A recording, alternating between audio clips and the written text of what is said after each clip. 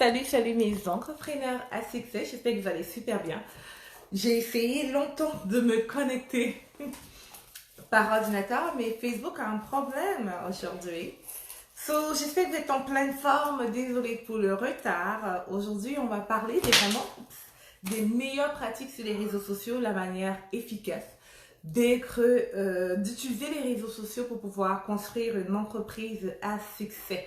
J'espère que vous allez bien, j'espère que vous êtes en pleine forme.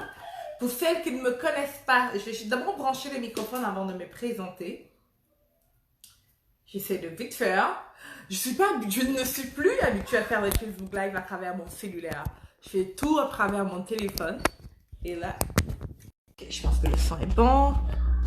Juste me signaler dans les commentaires, s'il vous plaît, est-ce que le son est bon? Est-ce qu'on me voit bien? Est-ce qu'on m'entend bien? Écrivez ça dans les commentaires. Coucou Alicia, j'espère que tu vas super bien. Je n'ai pas beaucoup de tes nouvelles ces temps-ci. Comment est-ce que les choses avancent pour toi par rapport à ton cours? Donc, pour ceux qui ne me connaissent pas, je m'appelle Eliane Gamy d'elianegamy.com. Je suis stratège en attraction de clients.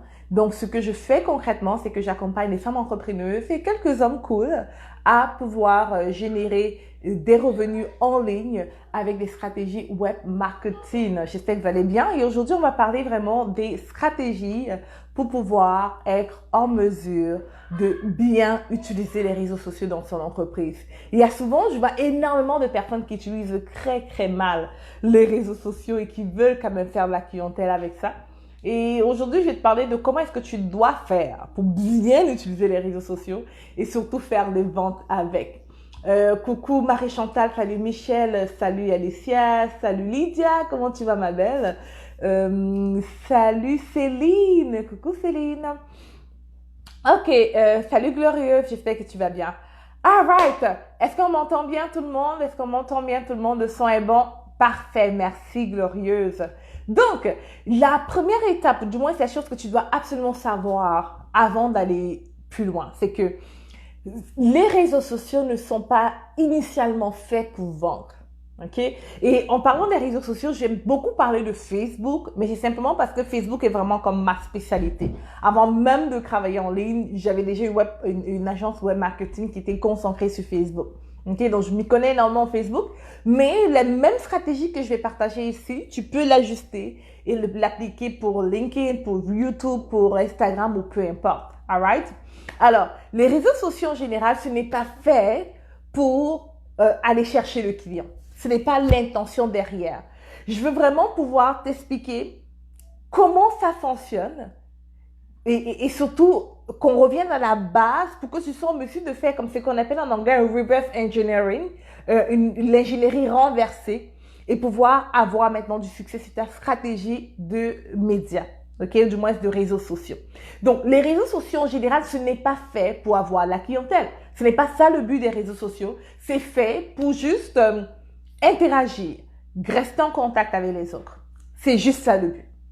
Donc, lorsque Facebook ou Instagram ou peu importe, lorsqu'il a pensé à sa plateforme, il n'a pas pensé à une plateforme où les entreprises vont venir faire la promotion de leurs services ou des produits. Il n'a pas pensé à une plateforme où les personnes vont venir pour trouver des clients. Ce n'était pas ça le but premier. Le but premier des réseaux sociaux, c'est de permettre aux personnes de rester en contact. Une plateforme comme Facebook, justement, même si il permet aux personnes de faire la publicité puis d'avoir des clients, même si les gens comme moi gagnent principalement leur vie en utilisant Facebook, ok? Lorsque Mark Zuckerberg a créé Facebook, il ne pensait pas à moi. Et je ne l'intéresse pas. Son intérêt, l'intérêt des personnes qui ont des plateformes sociales, c'est faire en sorte que ça reste social. Maintenant, une fois que tu comprends ça, tu peux commencer à penser à créer une stratégie média. Ok? Une fois que tu comprends ça, tu peux savoir que ce qui marche sur les réseaux sociaux, c'est le relationnel. C'est le relationnel. Ce qui fonctionne absolument sur les réseaux sociaux, c'est tout ce qui permet aux personnes d'être sociales. C'est la raison pour laquelle on appelle ça réseaux sociaux. Créer des réseaux en société, être social. Ok?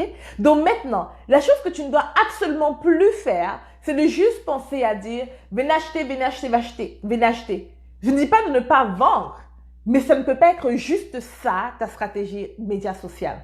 Ok? Tu dois vraiment avoir un plan. Le genre de dire, venez acheter, venez vous inscrire, c'est bien, mais ce n'est pas ça que tu dois faire. Du moins, ce n'est pas la seule chose que tu dois faire. Et il y a un temps pour tout. Mais avant toute chose, ce que tu dois faire, c'est de te positionner comme étant quelqu'un qui, apporte de la valeur aux autres, tisse des relations avec des personnes. Plus tu vas tisser des relations avec des personnes, plus tu vas apporter de la valeur à ces personnes-là, plus tu vas te faire aimer par Facebook, Instagram, YouTube ou peu importe les autres réseaux sociaux. Parce qu'ici, dans un grand combat, et le grand combat, c'est de permettre à ce que les personnes puissent voir ton message. Okay? Donc, si tu es là, tu fais juste créer du contenu et que personne n'interagit, personne ne voit ton contenu, ça sert à quoi?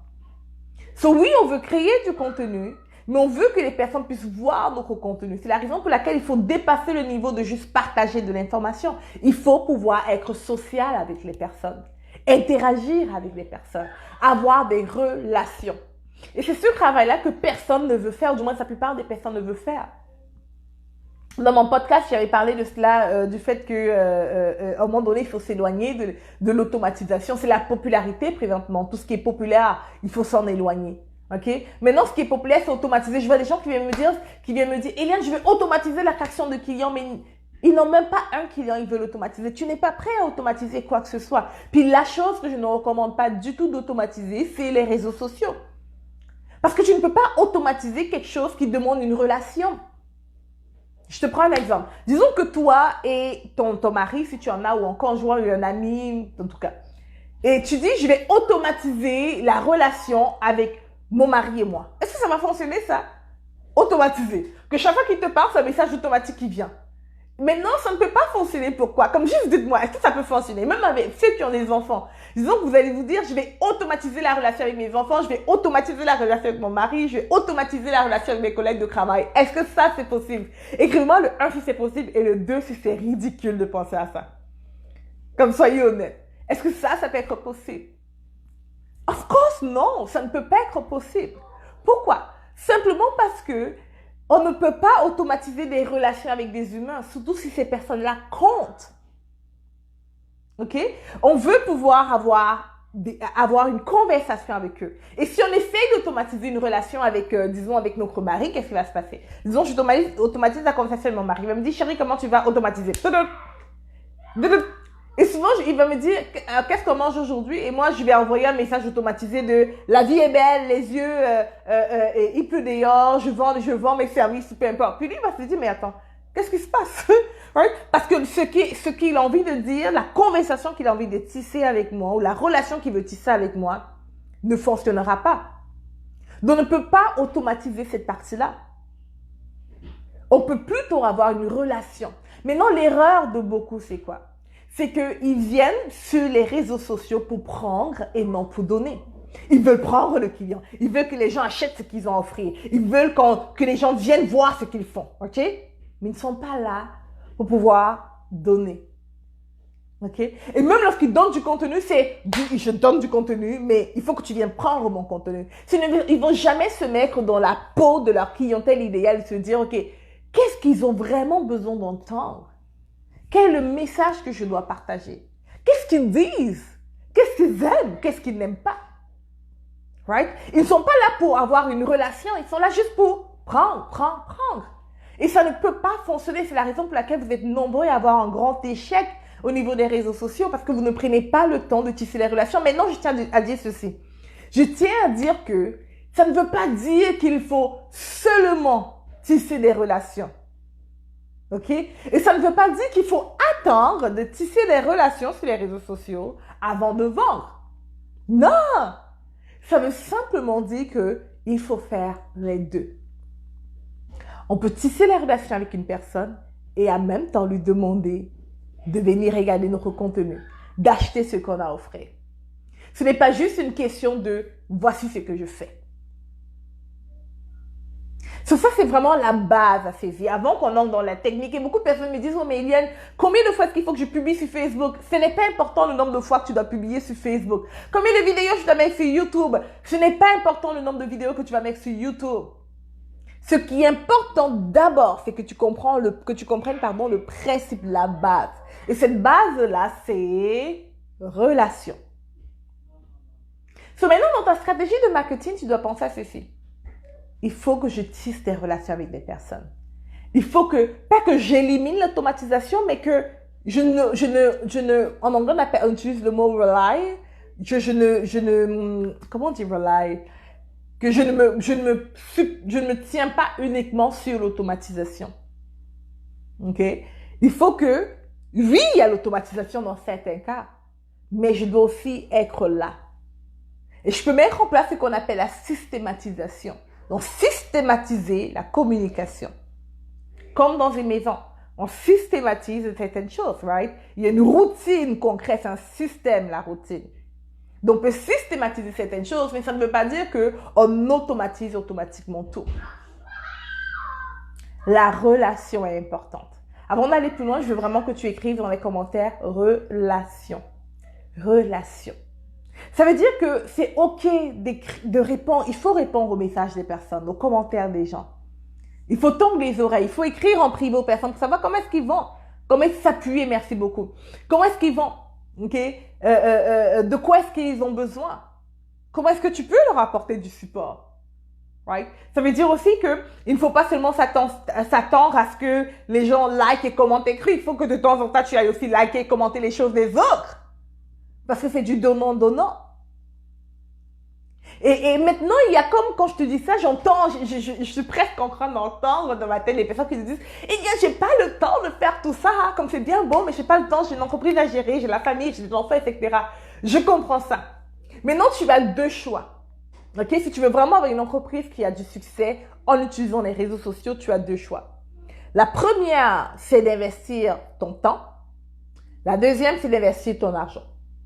Investir ton argent, ça veut dire quoi? Ça veut dire utiliser les réseaux comme la publicité Facebook, publicité Instagram, publicité LinkedIn, etc. De la publicité payante. Tu peux utiliser la publicité payante et automatiser pas mal la communication. Mais je ne te recommande pas de commencer comme ça. D'ailleurs, si tu fais moins de 20 000 $ par mois, je ne te recommande pas de te concentrer uniquement sur la publicité payante. Et aussi, du jour au lendemain, la publicité payante, Facebook, par exemple, peut décider de fermer ton compte publicitaire, de bannir de Facebook. Ok? Du jour au lendemain, YouTube peut décider qu'il ne veut plus de toi. Sans explication, parce que tu as dit quelque chose qui ne plaît pas.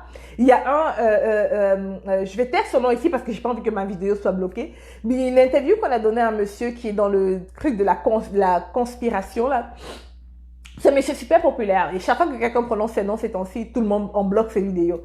Mais il y a un monsieur que je connais bien, et il a donné une interview avec ce monsieur-là, et du jour au lendemain, Facebook, YouTube, tous les réseaux sociaux ont bloqué ce monsieur.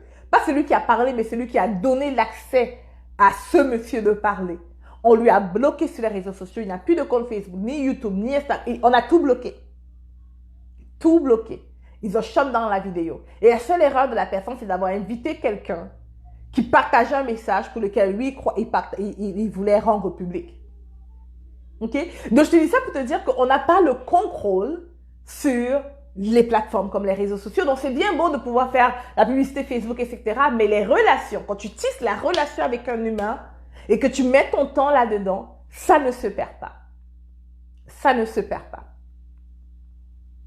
OK? Est-ce que jusqu'à présent, ça fait du sens? Je vais voir je sais pas si je vois tous les commentaires. Est-ce que ça, jusqu'à présent, ça fait du sens? Donc, première chose, relation. Exactement, Rome, Michel, Brigitte, relation. Maintenant, une fois qu'on a tissé cette relation-ci, voici la deuxième étape. La deuxième étape est de réaliser que nous sommes en affaires. On a une entreprise et on est là pour, oui, générer des ventes aussi.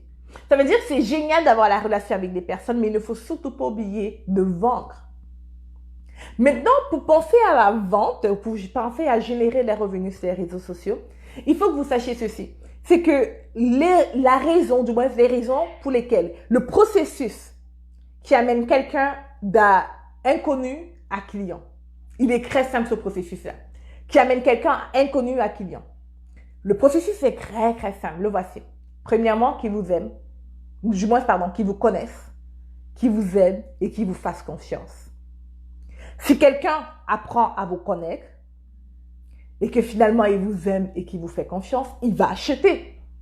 Donc la raison pour laquelle peut-être vous avez du mal à faire des ventes sur les réseaux sociaux, ou du moins en utilisant les réseaux sociaux, c'est parce que les 3 points n'ont pas été scellés. Donc, vous vous faites peut-être connaître et vous vous arrêtez là. Les gens vous voient, mais ça s'arrête là. Vous partagez les publications, vous écrivez, donc on vous voit, on vous connaît. Mais qu'est-ce que vous faites pour que les personnes vous aiment? Et comment est-ce que vous faites pour que les gens vous fassent confiance? Et maintenant, une fois que les personnes vous font confiance, comment est-ce que vous faites, ou est-ce que vous faites quelque chose pour transformer cette confiance-là en dollars ou en euros, en argent? La transformation de la confiance maintenant en argent est hors des réseaux sociaux.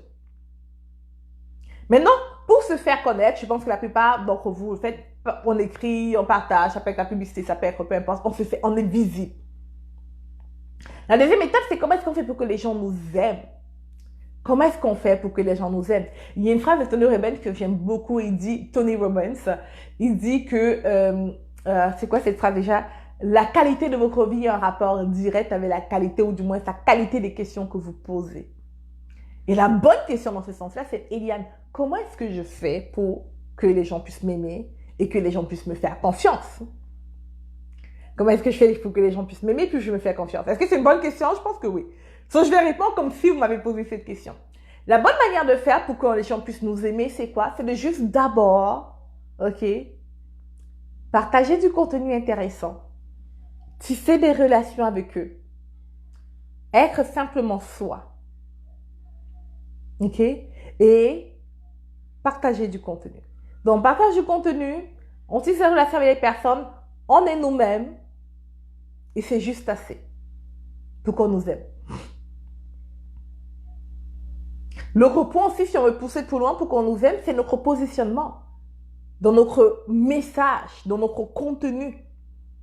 Et quand je parle de contenu, je ne dis pas juste de partager les 3 techniques pour attirer les personnes sur les réseaux sociaux, ou 2 manières de faire pour pouvoir construire et faire la couture, comment démarrer, comment utiliser Snapchat. C'est pas seulement dans les how-to, ce n'est pas seulement dans comment faire X, Y, Z. Ce n'est pas seulement là.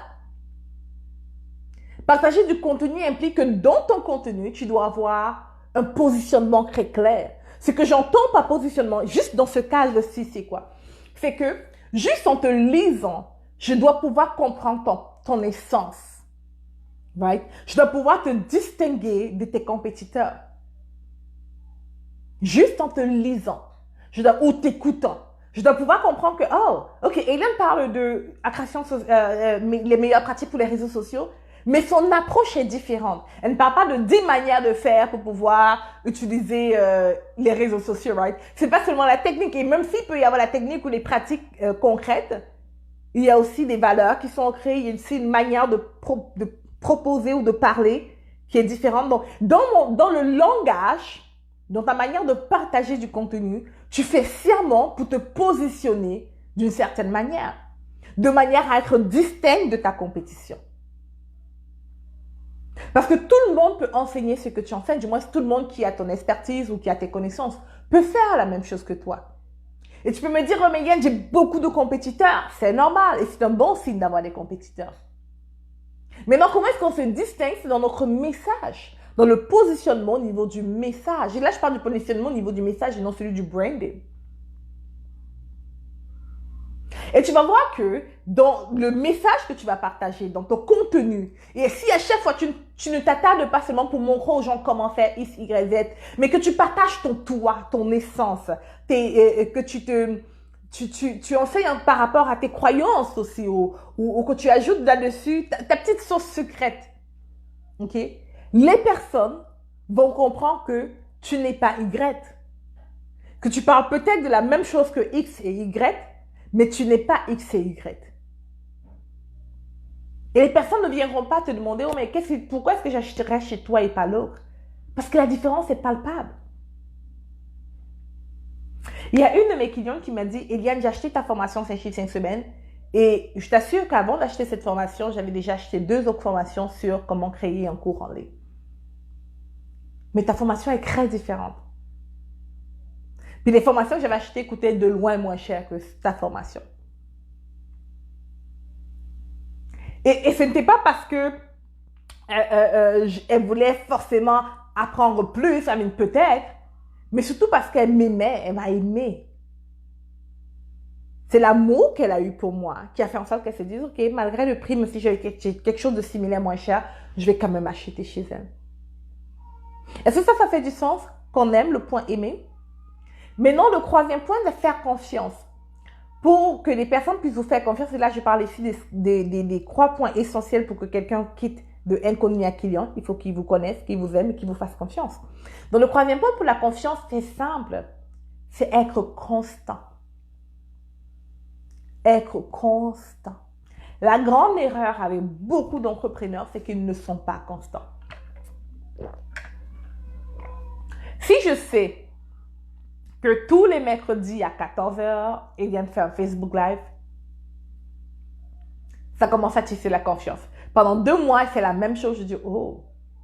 Si je sais que Damari est comptable et que c'est une vérité, c'est un fait, et qu'elle a le même angle, elle parle des mêmes choses pendant un bout de temps, je me dis, ah, ok. Si j'ai besoin d'une situation par rapport à ma comptabilité, ou si je veux démarrer bien mon entreprise, ok, et pouvoir tuer les manches, pouvoir générer des revenus et éliminer les pertes de revenus, je vais voir Damari. Pourquoi? Parce que depuis un certain temps, ou du moins depuis 1 an, 2 ans, je ne sais pas, elle parle de la même chose encore et encore. Okay? D'ailleurs, j'aimerais qu'en ce moment-ci, tu commences à penser aux gens que si je te parle de perte de poids, est-ce qu'il y a un nom qui te vient en tête? Si je te parle de perte de poids, est-ce qu'il y a un nom en particulier qui te vient en tête? Right? Si je te parle de présentateur de journaux au journal, est-ce qu'il y a un nom qui te vient en tête? Si je te parle de... quoi d'autre? C'est je sais pas, de sport, est-ce qu'il y a un nom qui te vient en tête? Souvent, il va y avoir des noms, et si tu remarques quelque chose, tu vas voir que les noms qui te viennent sont là parce que, à cause de la fréquence. Ok? La fréquence. Serena Williams, par exemple, tout le monde la connaît parce que depuis des années, elle fait du tennis et qu'elle gagne. Puis elle est visible encore et encore. Beyoncé, on la connaît à cause de la chanson parce que depuis des années, elle chante encore et encore et encore et encore. Maintenant, beaucoup d'entrepreneurs, qu'est-ce qu'ils font? C'est qu'aujourd'hui, ils parlent de A, demain, ils parlent de B, après-demain, ils parlent de C, après-demain, ils parlent de X, etc. Donc, ils sont comme des personnes qui fluctuent, right? Ils ne gardent pas de constance. Ils publient durant une semaine, demain, ils disparaissent des réseaux sociaux, puis ils ont disparu pendant 2 ans ou pendant 2 mois. En passant sur les réseaux sociaux, lorsque tu n'es pas là pendant 2 mois, c'est comme si tu n'as pas été là pendant 2 ans, même 2 décennies. Okay? So, pendant 2 mois, la personne disparaît, après la personne réapparaît, et après la personne disparaît encore. Et du coup, c'est comme, ça fait en sorte que ça crée un manque de confiance, pardon.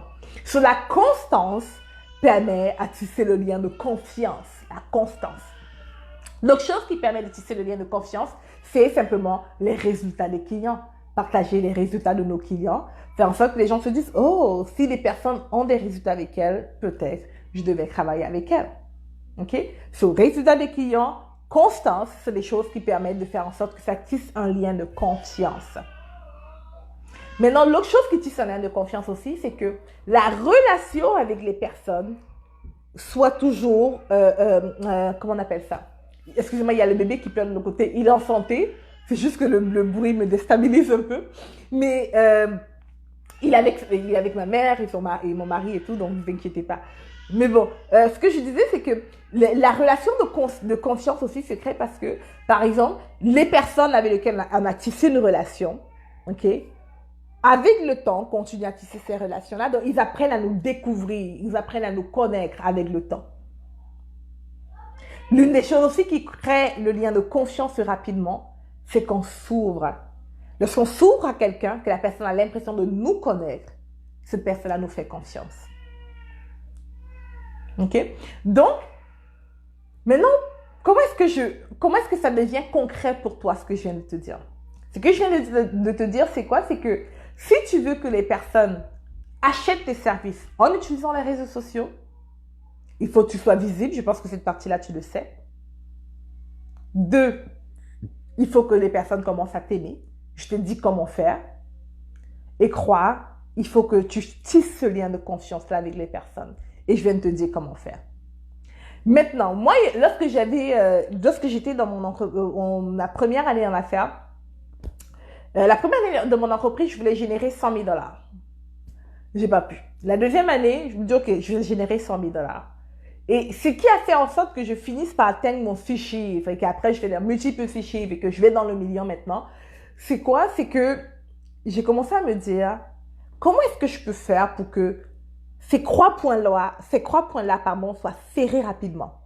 Habituellement, ça me prenait 1 mois à peu près. Okay? Mon cycle de vente prenait même plus de mois, 1 à 3 mois, voire même 6 mois, pour que quelqu'un qui me rencontre aujourd'hui achète.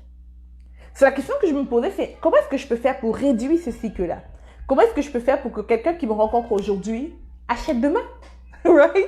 Parce que si j'arrive à réduire le cycle, je génère plus de revenus automatiquement. L'argent entre plus fréquemment. Donc du coup, la solution était simple, c'est de simplement faire en sorte que les personnes me rencontrent, m'aiment et me font confiance très vite. Ok, peut-être je vais faire un autre live là-dessus. Je pense que ça va peut-être long. Je vais vous dire simplement ma stratégie. Les personnes me voient à travers mes publications sur les réseaux sociaux ou ma publicité Facebook.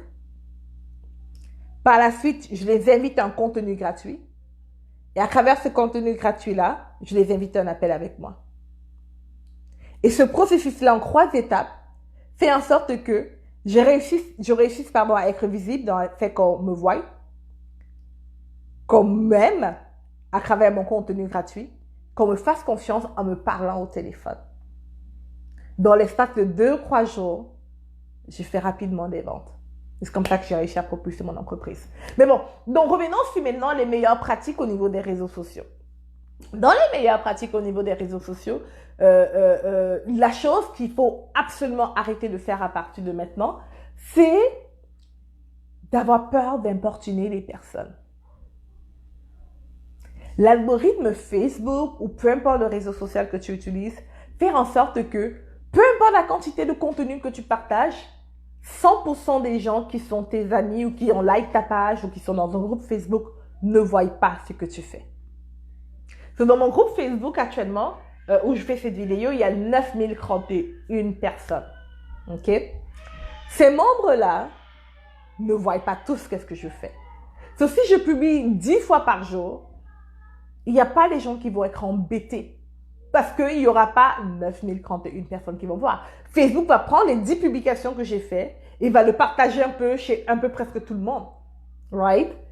Du coup, plus tu publies, plus tu augmentes tes chances d'être vu par ta clientèle idéale.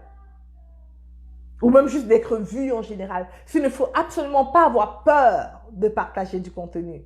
Trop de contenu ou de faire trop de vidéos, de faire trop de posts. Il ne faut absolument pas avoir peur de déranger. Parce que Facebook s'assure aussi que les personnes qui ne veulent pas voir ton contenu ne voient pas ton contenu. Il analyse là tout un data. Là, je parle de Facebook, mais c'est la même chose pour les autres réseaux sociaux. Ils ont tous des data, des données qui font en sorte que les gens, ils savent si tu es intéressé par Eliane ou si tu es intéressé par Samantha ou Audley. Et du coup, ils te montrent ce qu'ils vont aimer ou que tu vas aimer écouter ou voir. Il faut absolument se retirer cette mentalité de la tête de « Ah, je publie trop, les personnes vont être fatiguées de moi, etc. » Les bonnes personnes ne vont pas être fatiguées de toi, bien au contraire. Et d'ailleurs, ils ne voient presque pas. Est-ce que ça, c'est clair? L'autre chose que je veux que tu retiennes ici aussi, c'est que tu n'as pas besoin d'avoir comment on appelle ça? Des images, comment on appelle ça là? Un graphique ou un graphiste qui fait des montages pour toi pour être bien sur les réseaux sociaux, ok? Tu n'as pas besoin non plus de mentir sur ta situation ou d'avoir un background exceptionnel. Je vois des personnes qui me disent « Ouais, mais Eliane, je veux bien faire des vidéos, mais j'ai besoin que le background soit beau, décoré. » C'est bien tout ça, mais tu n'as pas besoin. Ok? Comme va voir, j'ai juste une plante, puis je viens juste de le mettre. C'est une plante que j'ai juste mis comme ça dans mon bureau. Je n'ai pas encore décoré mon bureau. Est-ce que ça m'empêche de générer des revenus? La réponse est non. Tu n'as pas besoin d'avoir tout parfait pour pouvoir commencer à être visible, pour pouvoir commencer à interagir. Ton message n'a pas besoin d'être well craft. Right? Ton message n'a pas besoin d'être super bien ordonné. Ne pense pas trop à qu'est-ce que tu vas partager. Fais juste partager. Parce que si tu décides de commencer à parler avec ton cœur, ton message va être reçu. Si tu commences à vouloir parler avec ton cœur, ton message va être reçu. À un moment donné, il faut juste shut down son cerveau, faire couper son cerveau et laisser parler le cœur. Parce que les personnes en ont un peu marre des 10 000 stratégies d'eux et des manières de faire X et Y et Z. Ce qu'ils veulent, c'est qui est-ce que tu es? Qui est-ce que tu es? On retourne sur la relation. Les gens veulent te connaître. Puis oui, ils sont intéressés aussi que tu leur partages les informations, du bon contenu, du contenu de valeur et tout. Mais ils sont plus intéressés à savoir qu'est-ce que tu fais dans ta vie. Qu'est-ce que tu as mangé ce matin. Ah, c'est pour ça qu'on est tous sur Instagram. Les gens sont plus intéressés à savoir comment est-ce que tu gères X, Y ou Z. Right? Ou comment s'appelle ton bébé, par exemple. C'est fou, mais c'est ça qui intéresse les personnes. Mais non, ça ne veut pas dire qu'ils s'intéressent uniquement à ça. Les gens veulent savoir qu'est-ce que tu lis en ce moment. OK? Alors oui, je peux venir là et partager les 10 000 manières de pouvoir utiliser Facebook pour convertir les prospects en clients. C'est cool. Mais je te garantis que j'aurais plus de vues si je partageais le livre que je suis en train de lire en ce moment. Et qu'en partageant le livre que je suis en train de lire en ce moment, je partage 3 astuces pour convertir les prospects en clients. Et ce que je remarque, c'est qui fait en sorte que beaucoup d'entrepreneurs ont du mal à vraiment utiliser les réseaux sociaux de la bonne manière. C'est que ces personnes-là sont sur les réseaux sociaux pour consommer. Ils consomment. Et ils se laissent un peu empiffrer par le monstre que les réseaux sociaux est. Il y a ça, puis il y a aussi le fait que plusieurs personnes n'ont pas une clientèle idéale claire. Ceux ne connaissent même pas à qui ils parlent. Et si tu veux un succès avec tes réseaux sociaux, il faut que tu saches à qui est-ce que tu parles. Moi, chaque fois que je viens écrire, sinon je partage le contenu, les gens m'écrivent en privé ou m'écrivent même dans les commentaires pour me dire hey, « Yann, oh my God, c'est exactement ce que j'avais dans le cœur, exactement ce que j'avais dans la tête. Je me posais cette question. Comment est-ce que tu as su? Tu parlais de moi, ton message m'a parlé, etc. » Puis je commence, of course que je parlais de toi. Bien sûr, comment est-ce que tu as su? Je le sais. Comment est-ce que je le sais? Parce que je connais ma clientèle idéale. Maintenant, ça veut dire au même moment que mon message ne s'adresse pas à tout le monde et que certaines personnes vont m'écouter, vont se dire « Oh, c'est qui cette fille? Elle est bizarre. Pourquoi elle n'a pas mis de boucle d'oreille? Pourquoi elle est comme si... » Puis ils vont zapper très vite fait mon contenu ou mon message. Ils ne vont pas être intéressés par moi. Et c'est OK. Parce que mon message s'adresse à un type de personne. Et parce que je connais c'est qui ma clientèle idéale. So, du coup, je t'invite vraiment à faire ce travail-là de connaître c'est qui ta clientèle idéale. Transformer ton message en fonction d'elle et non forcément en fonction de toi. Et maintenant, servir cette personne-là sur les réseaux sociaux. J'ai pas envie que le contenu d'aujourd'hui soit super long. Je pense que je vais aller voir le nom. Je pense qu'on a fait pas mal le tour. Est-ce qu'il y a des questions pour moi? Est-ce qu'il y a des questions pour moi?